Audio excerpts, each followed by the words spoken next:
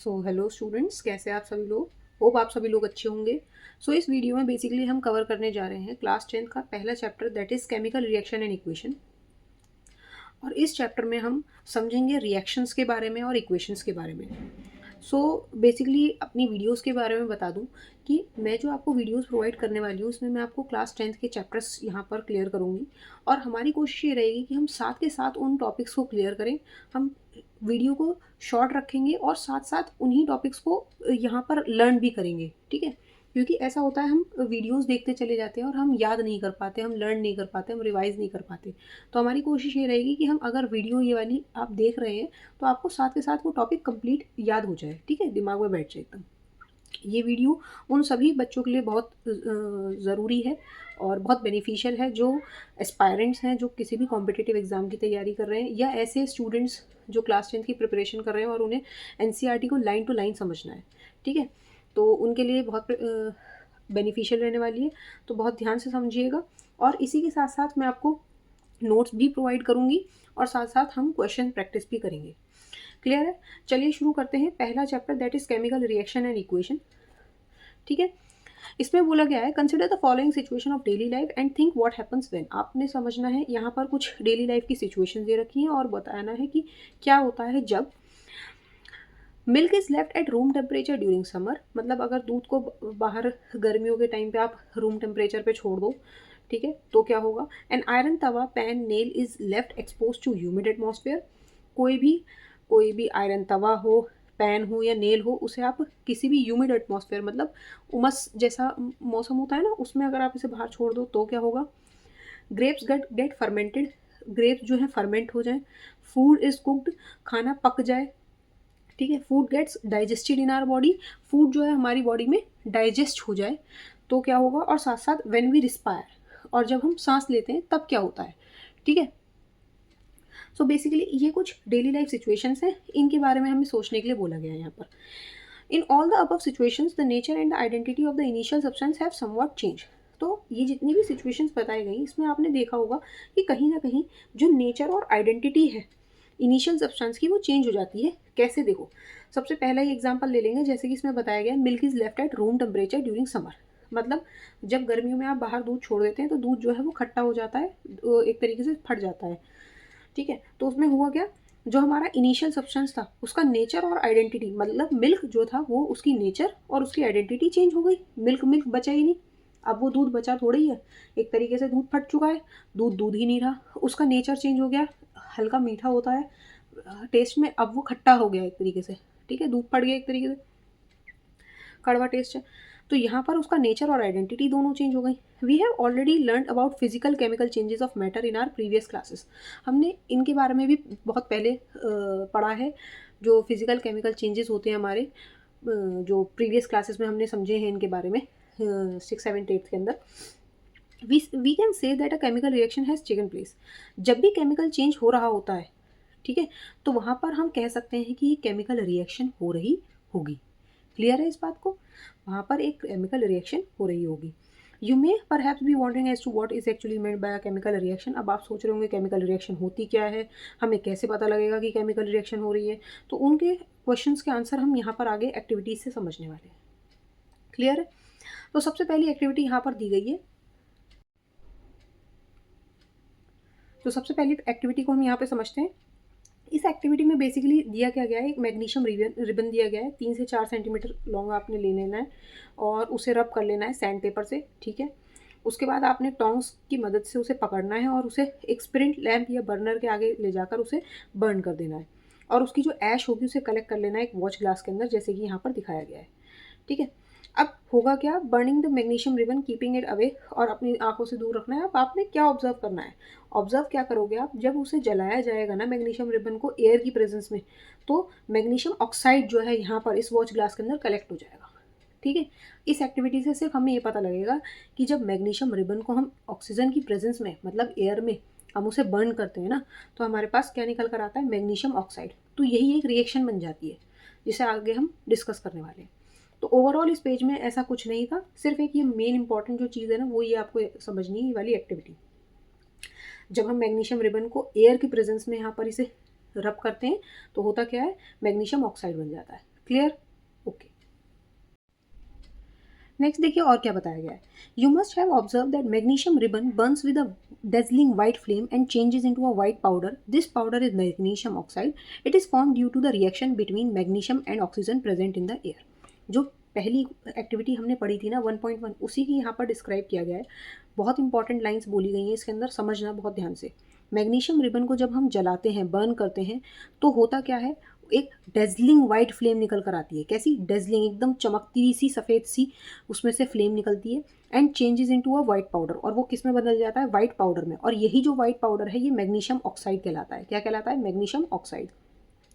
अब ये हुआ कैसे, बना कैसे? It is form due to the reaction, क्योंकि यहाँ पर एक रिएक्शन हुई है बिटवीन मैग्नीशियम एंड ऑक्सीजन, जो प्रेजेंट थी एयर के अंदर। हवा, एयर के अंदर जो ऑक्सीजन प्रेजेंट थी ना, उसके वो किसके साथ रिएक्ट कर गई? मैग्नीशियम के साथ रिएक्ट कर गई, जिसने मैग्नीशियम ऑक्साइड बना लिया, जो एक वाइट पाउडर है।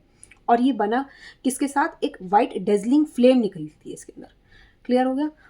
3 पॉइंट बहुत इंपॉर्टेंट। एक वाइट डेजलिंग फ्लेम निकलेगी, वाइट कलर का पाउडर होगा, और कौन क्या पाउडर होगा? उसका नाम है मैग्नीशियम ऑक्साइड। और ये किसके बीच में रिएक्शन हो रही है? मैग्नीशियम और ऑक्सीजन के बीच में।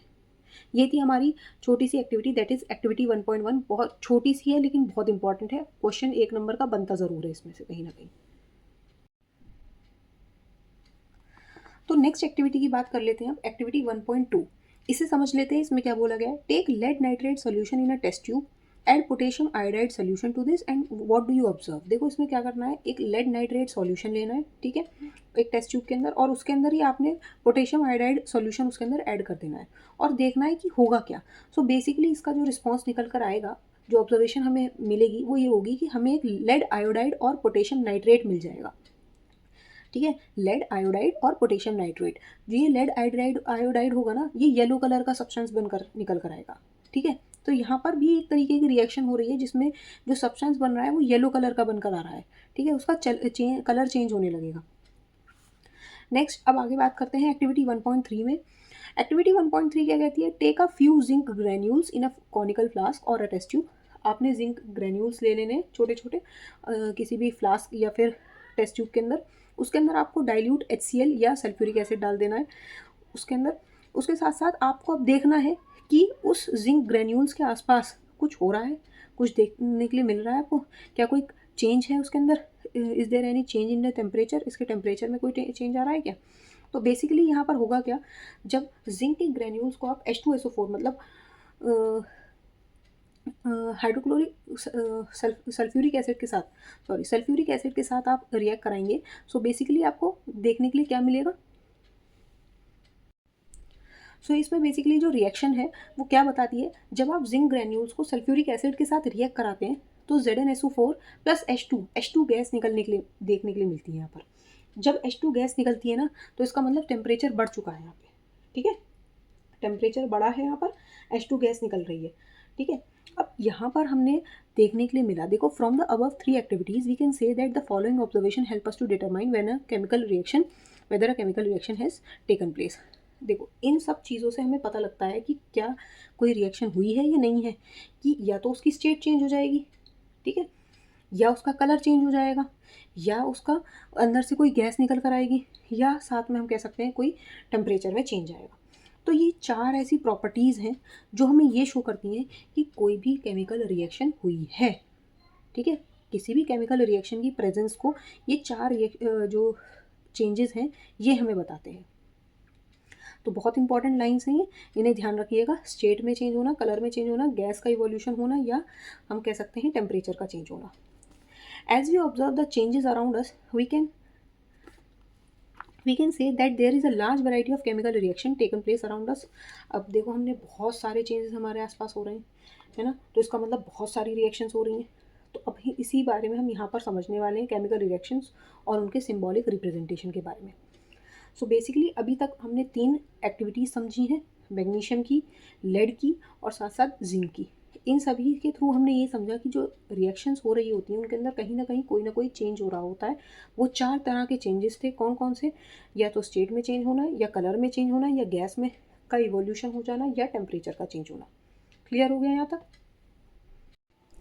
तो चलिए आगे समझते हैं केमिकल इक्वेशंस के बारे में।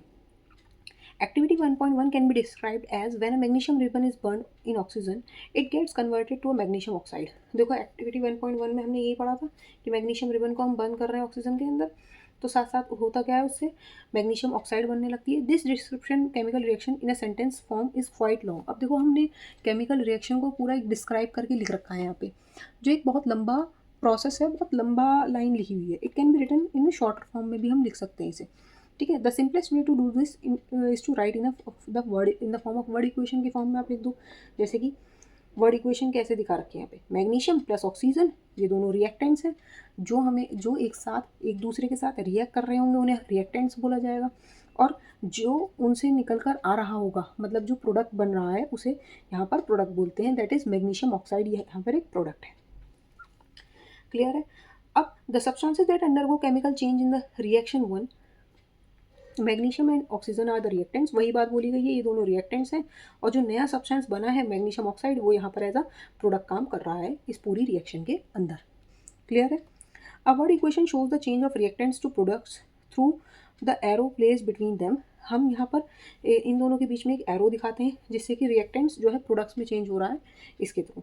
The reactants are written on the left hand side. यहाँ पे देखो रिएक्टेंट्स लिखे गए हैं लेफ्ट हैंड साइड पे, दोनों के बीच में एक प्लस का साइन है. Similarly product is written on the right hand side. यहाँ पर प्रोडक्ट लिखा जाता है, जिनके बीच में भी अक्सर आपको देखने के लिए मिलेगा, जब बहुत सारे प्रोडक्ट्स बनते हैं तो उसमें भी बीच में प्लस का साइन शो हो रहा होता है. ठीक है. और ये जो एरो है ये बता रहा है कि रिएक्टेंट से प्रोडक्ट की तरफ जा रही है हमारी रिएक्शन. ठीक है. रिएक्टेंट से प्रोडक्ट की तरफ जा रही है. तो यहाँ तक क्लियर हुआ. यहाँ पे एक बेसिक सी इक्वेशन को लिखने का तरीका बताया कि हम वर्ड इक्वेशन को किस तरीके से फॉर्म कर सकते हैं. नाउ अब समझते हैं हम राइटिंग अ केमिकल रिएक्शन, किस तरीके से हम केमिकल रिएक्शन को कैसे, इक्वेशन को कैसे लिखते हैं. Is there any other shorter way of representing chemical equation. हाँ जी है. देखो बिल्कुल बहुत कंसाइज तरीके से हम लिख सकते हैं chemical formula instead of words. मतलब वर्ड्स की जगह आप केमिकल फार्मूला का इस्तेमाल कर सकते हैं. अ chemical equation represents a chemical reaction. एक केमिकल इक्वेशन एक केमिकल रिएक्शन को ही दिखा रही होती है. जैसे कि अगर आप मैग्नीशियम के फार्मूला, ऑक्सीजन और मैग्नीशियम ऑक्साइड, इन सब के फार्मूला को याद अगर आपको हो तो देखो कैसे लिखा जाएगा. मैग्नीशियम के लिए Mg का इस्तेमाल करते हैं, ऑक्सीजन के लिए O2, और दोनों मिलकर क्या बना लेंगे, ये मैग्नीशियम ऑक्साइड, तो MgO बन जाएगा. ठीक है. अब यहाँ पर ये O2, इसका मतलब 2 कहाँ चला गया इसका, ये MgO क्यों बना, MgO2 क्यों नहीं बना, तो इस चीज़ को यहाँ पर हम समझेंगे. सो बेसिकली अब यहाँ पर देखो बताया गया है, count and compare the number of atoms of each element on the left hand side and the right hand side of the arrow. इसके लेफ्ट और राइट हैंड साइड में आपको क्या करना है, इनके नंबर ऑफ एटम्स को काउंट करना है.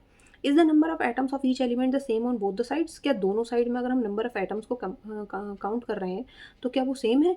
If yes then the equation is balance. अगर ऐसा है तो इक्वेशन बैलेंस है. If not then the equation is unbalance. अगर नहीं है ऐसा तो वो कैसी है, इक्वेशन अनबैलेंस है.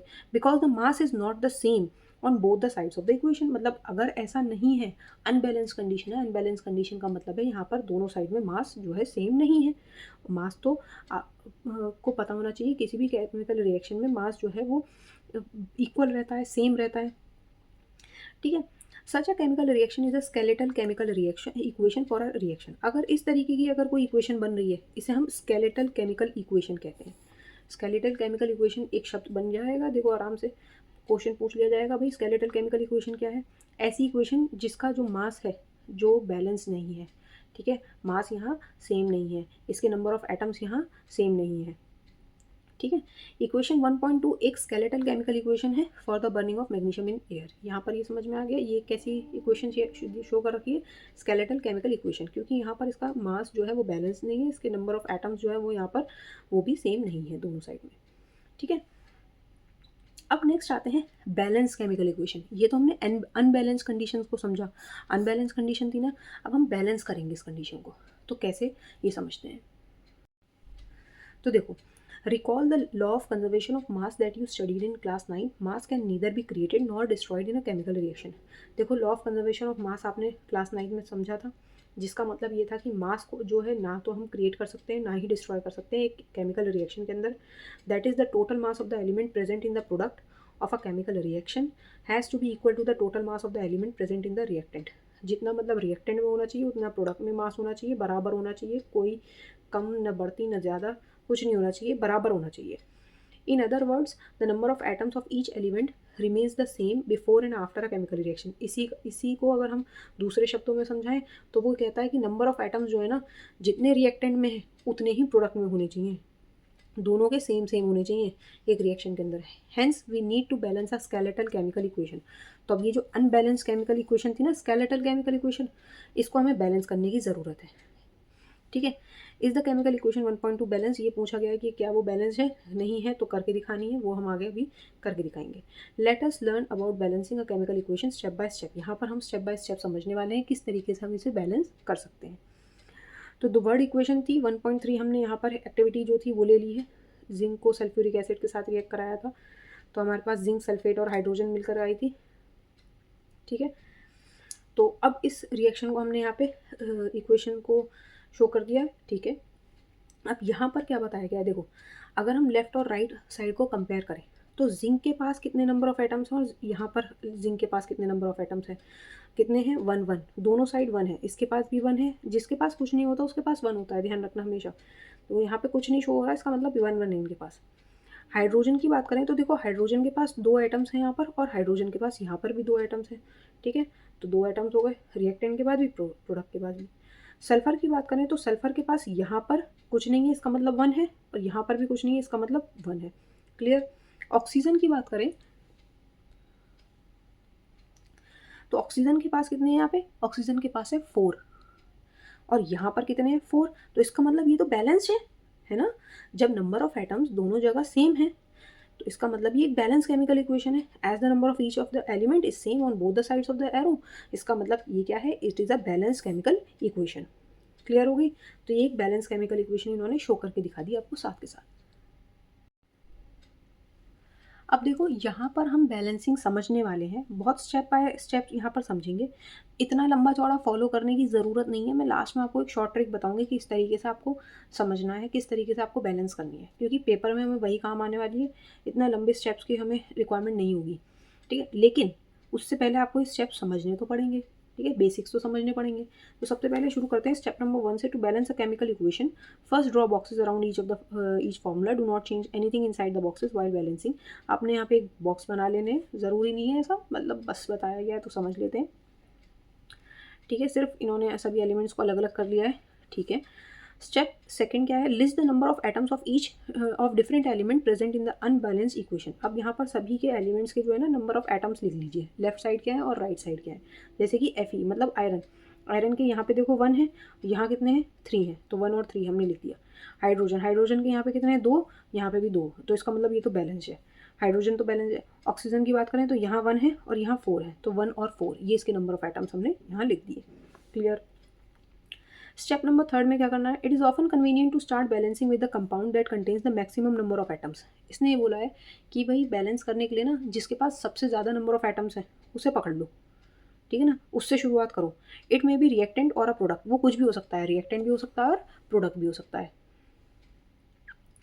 ठीक है, in that compound select the element which has the maximum number of atoms. अब उस कंपाउंड में कोई भी, मान लो कंपाउंड है, उसके अंदर कोई भी ऐसा एलिमेंट है जिसके पास सबसे ज़्यादा नंबर ऑफ एटम्स हैं, उसे पकड़ लो। Using these criteria we select Fe3O4। अब जैसे कि हमने यहाँ पर एक कंपाउंड पकड़ लिया जिसका नाम है Fe3O4, जिसके पास सबसे ज़्यादा एलिमेंट्स जो एटम्स हैं इस कंपाउंड के पास, and the element oxygen in it, और इसके अंदर एक एलिमेंट को पकड़ लिया जिसका नाम है ऑक्सीजन, क्योंकि इसके पास सबसे ज़्यादा है भाई, 4 है ना, तो इससे पकड़ लेते हैं। There are 4 oxygen atoms on the right hand side and only 1 on the left hand side. तो यहाँ पर कितने 4 हैं और यहाँ 1 है, तो इसे पहले हम बैलेंस कर लेंगे। 4 यहाँ है तो यहाँ पर इसके लिए 4, हम यहाँ पर इसको बैलेंस करने के लिए 4 से मल्टीप्लाई कर देंगे। ठीक है, हाइड्रोजन को, पूरे हाइड्रोजन को 4 से मल्टीप्लाई करेंगे, तो देखो इस तरीके से यहाँ पर हमें जब मल्टीप्लाई करते हैं ना तो ऐसे लिख कर आता है। ठीक है, जब हम इसे इसके साथ बैलेंस करने की, इक्वलाइज करने की कोशिश कर रहे हैं, बैलेंस करने की। ठीक है, तो अब समझो यहाँ क्या बोला गया।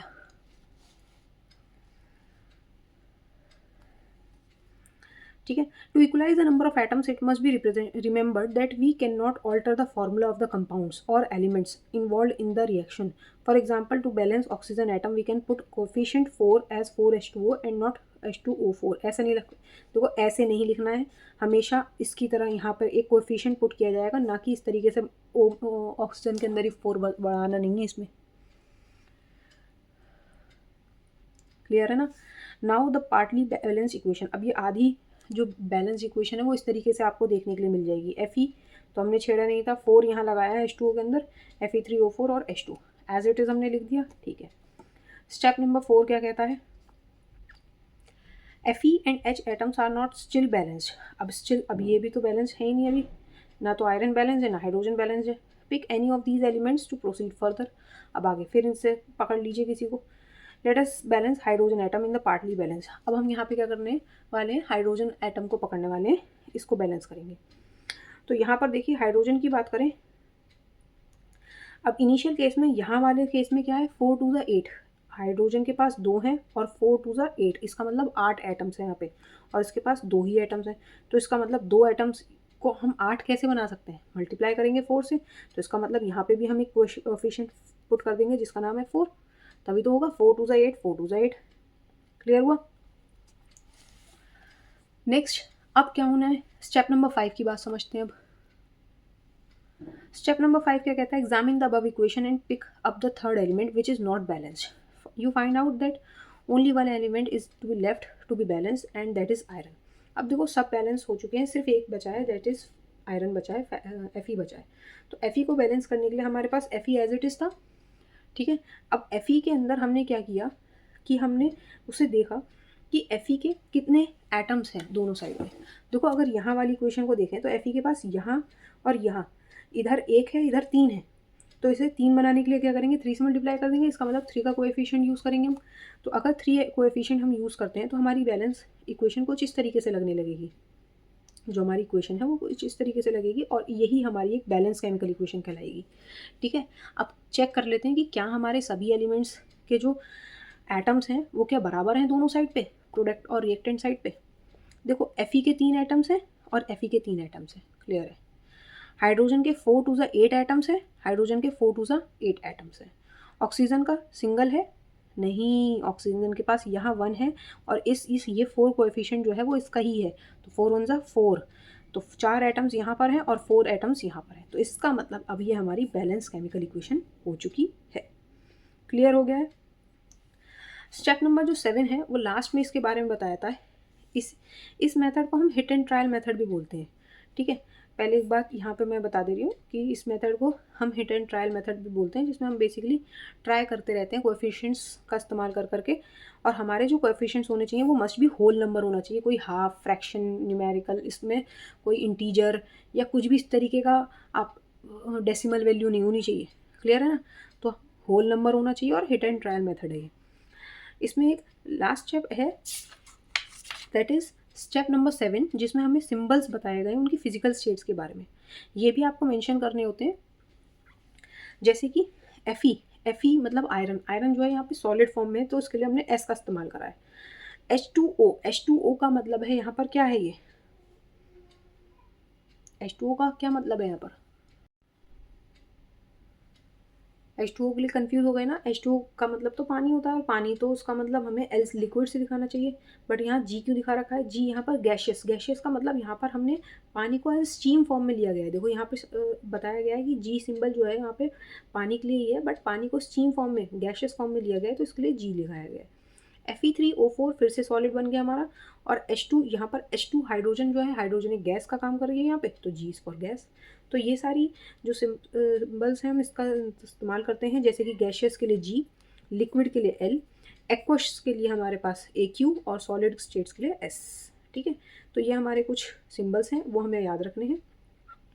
एक लास्ट इक्वेशन है वो हम यहाँ समझ लेते हैं क्या बोली गई है। So basically usually physical states जो है हमें इंक्लूड करना केमिकल इक्वेशन में ज़रूरी नहीं है जब तक बोला न जाए, ठीक है। कोशिश ये कर, वैसे तो होता है कि स्पेसिफाई कर दिया जाता है कि आपको फिजिकल स्टेट भी मेंशन करनी है, ठीक है। Sometimes reaction condition such as temperature है, प्रेशर है, कैटलिस्ट है, ये सब भी रिएक्शन के अंदर हमें दिखाने होते हैं, और ये हम अबव या बिलो द एरो इक्वेशन के अंदर शो करते हैं। मतलब एरो को इस तरीके से ऊपर या नीचे वाली कंडीशन में दिखाते हैं, उससे हम इन चीज़ों को शो करते हैं। कैसे, अब ये देखो, जैसे कि CO है और उसको हम रिएक्ट करा रहे हैं हाइड्रोजन गैस के साथ, H2 के साथ, और यहाँ पर ये 340 ATM क्या है, इसका मतलब है यहाँ पर ये प्रेशर लग रहा है, ठीक है।